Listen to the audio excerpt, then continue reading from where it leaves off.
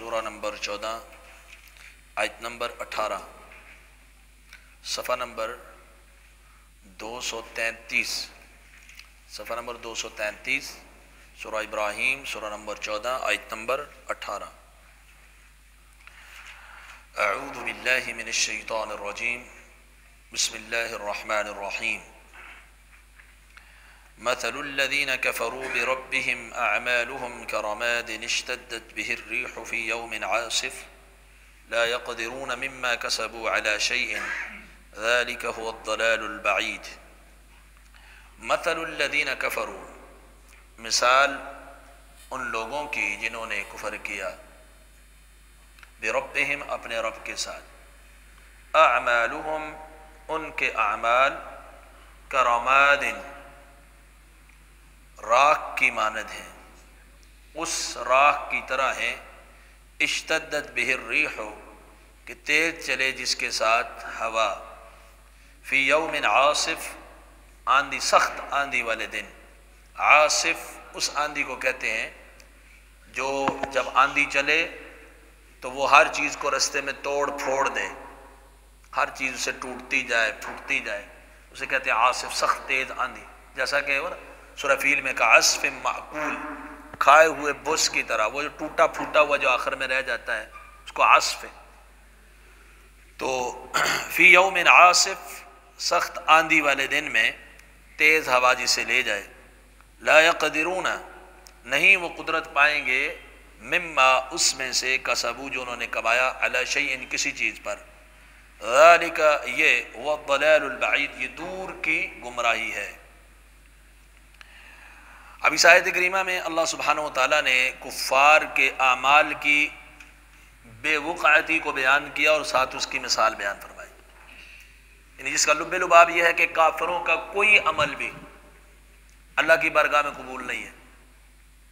ایمان قبولیت عمل کی سب سے اولین شرط ہے، ایمان نہیں، رسولوں کی تکذیب ہے، آخرت کا انکار ہے، توحید کا انکار ہے، ایسے آدمی کی کوئی نیکی بھی اللہ کی بارگاہ میں قبول نہیں، چاہے وہ لوگوں کی خدمت کرتے رہے، وہ رفاع عامہ کے بڑے بڑے کام کرتے رہے ہوں، انسانیت کی ہمدردی کے لیے انہوں نے بڑے بڑے کام کیے ہوں، کسی کام کی کوئی قیمت ان کو نہیں ملے گی۔ ہاں جو اچھے کام ہیں بعض دفعہ ان کا دنیا میں اللہ بدلہ دے دیتے ہیں، کفار کو بھی دنیا میں اللہ تعالیٰ کچھ نہ کچھ اس کا بدلہ صلہ دے دیتے ہیں، لیکن جو آخرت کا انعام ہے وہ کسی کافر کو کسی بھی صورت میں ملنے والا نہیں ہے۔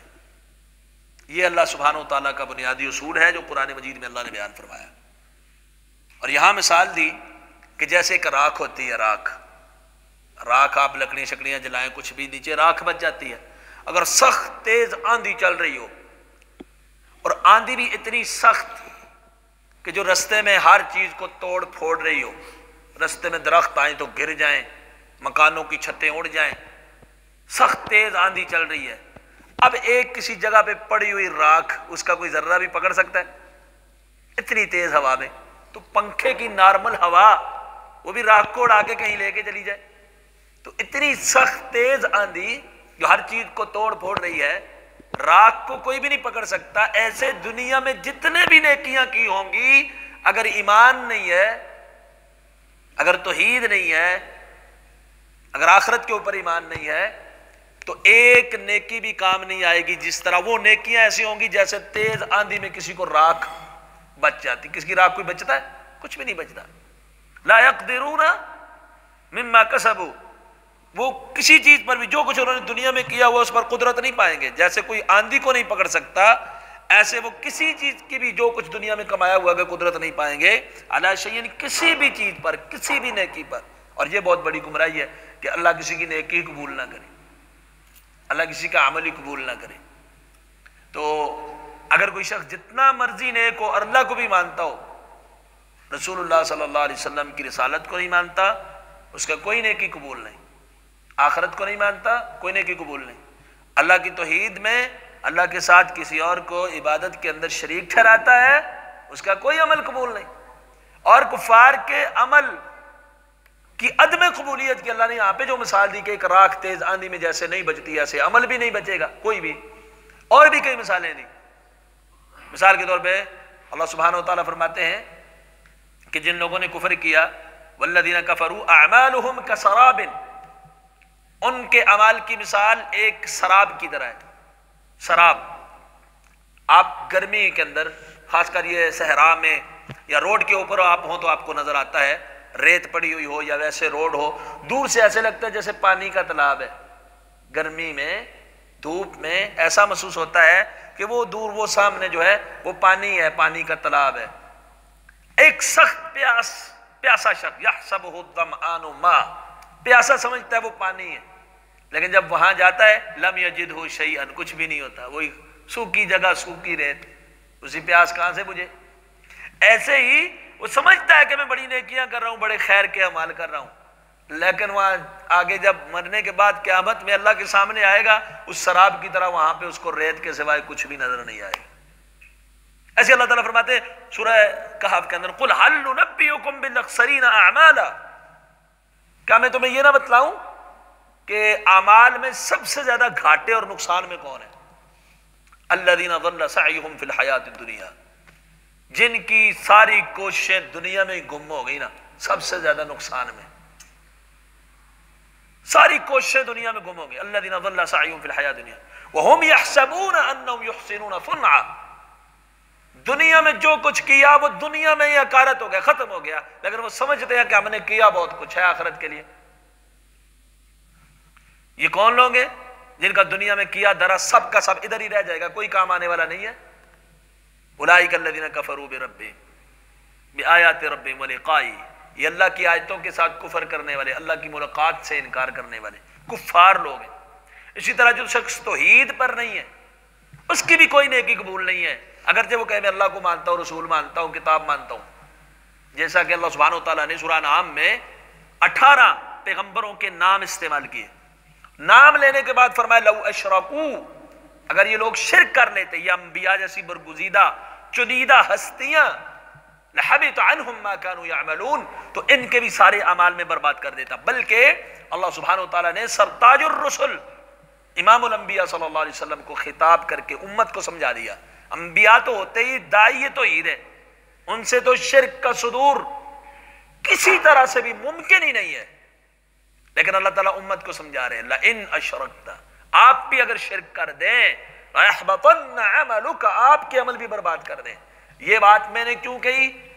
اللہ کو ماننے والا، رسول کو ماننے والا، کتاب کو ماننے والا بھی اگر شرک کر دے، کیونکہ ہمارے بعض لوگ کہتے ہیں جی جو شخص کلمہ پڑھ لے لا الہ الا اللہ اس سے تو کچھ نہیں ہوتا.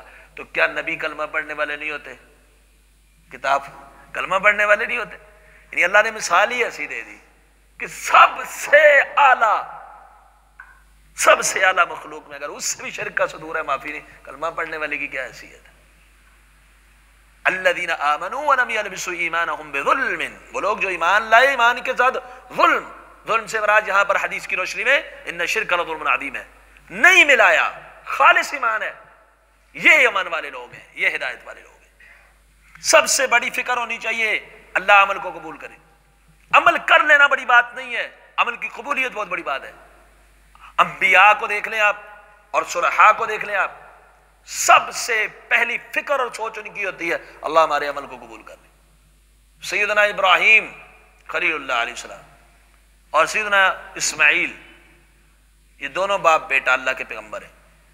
اللہ سبحانہ وتعالیٰ نے فرمایا وَإِذْ يَرْفَعُ إِبْرَاهِيمُ الْقَوَاعِدَ مِنَ الْبَيْتِ وَإِسْمَعِيلُ، اب بیت اللہ کی بنیادیں یہ بنا رہے ہیں، بیت اللہ کی تعمیر کر رہے ہیں، باپ بھی بیٹا بھی دونوں اللہ کے پیغمبر، لیکن کیا رہے ہیں؟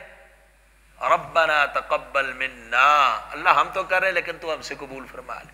سوچ یہ ہے کہ ہم بیت اللہ کی تعمیر کریں لیکن اللہ قبول فرما لے. اسی طرح سیدہ مریم سلام اللہ علیہ، ان کی والدہ نے نظر مانی کہ اللہ میرے پیٹ میں جو کچھ بھی ہے یہ تیرے لیے وقف ہے، انی نذرت لک ما فی بطنی محررا. آگے کیا؟ یہ اب ہمارے جیسے کو تو سینہ تعالیٰ میں نے تو بچہ وقف کر دیا، لیکن ان کی سوچ کیا ہے؟ اللہ میں اپنی اولاد کو وقف کروں گی، جو بھی اولاد ہو میری، فتقبل منی، لیکن عرض یہ ہے کہ مجھ سے قبول کر لینا. سب سے بڑی بات یہ ہے قبول ہو جائے. اور سب سے بڑی گمراہی اللہ کے فرماتے ہیں ذالک هو الضلال البعید، یہ دور کی گمراہی ہے. کیا؟ اللہ کسی کی کسی نیکی کو قبول ہی نہ کرے، اللہ کسی کے کسی عمل کو قبول ہی نہ کرے۔ تو یہاں تو چلو کافروں کی مثال بیان ہو رہی ہے، کافروں کے علاوہ اپنے آپ کو مسلمان کہنے والوں سے بھی کچھ غلطیاں ایسی ہیں جو صدور ہو جائے ان کا عمل قبول نہیں ہوتا۔ مثلا شرک کرنے والے کا کوئی عمل اللہ کی بارگاہ میں قبول نہیں، سنت کے ساتھ موافقت نہ ہو عمل اللہ کی بارگاہ میں قبول نہیں ہے، سنت کے مطابق نہیں، قبول کیسے ہوگا؟ قبولیت کی فکر ہی نہیں عوام کو، جیسے آتا بس کرتے جاتے۔ عمل ایسا ہو جس کے اندر کوالٹی ہو مقبولیت کی، اللہ اس کو قبول کر دے، وہ عمل فائدہ مند ہوتا ہے اور اس کا نکھار انسان کے وجود سے ظاہر ہوتا ہے۔ اخلاص، خالص اللہ کی رضا کے لیے، خوشنودی کے لیے۔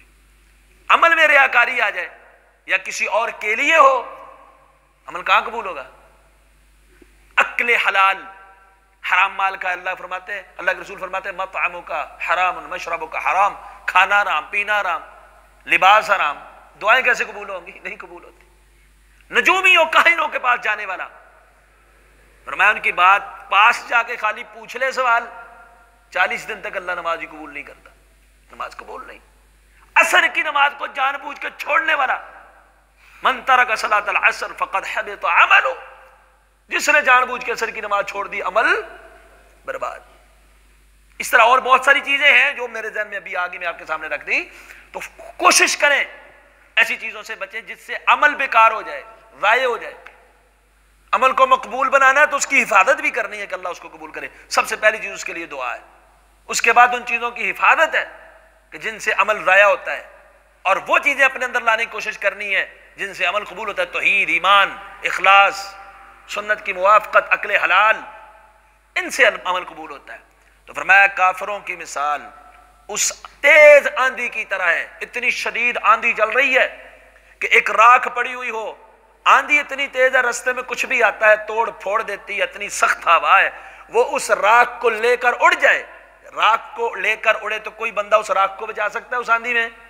ایسے ہی کافروں کو اپنے عمل پہ کسی چیز پر بھی کوئی قدرت نہیں، یعنی کچھ بھی صلہ نہیں ملے گا، یہ بہت دور کی گمراہی ہے۔ اللہ ہمیں اس سے محفوظ فرمائے۔ سبحانک اللہم و بحمدک۔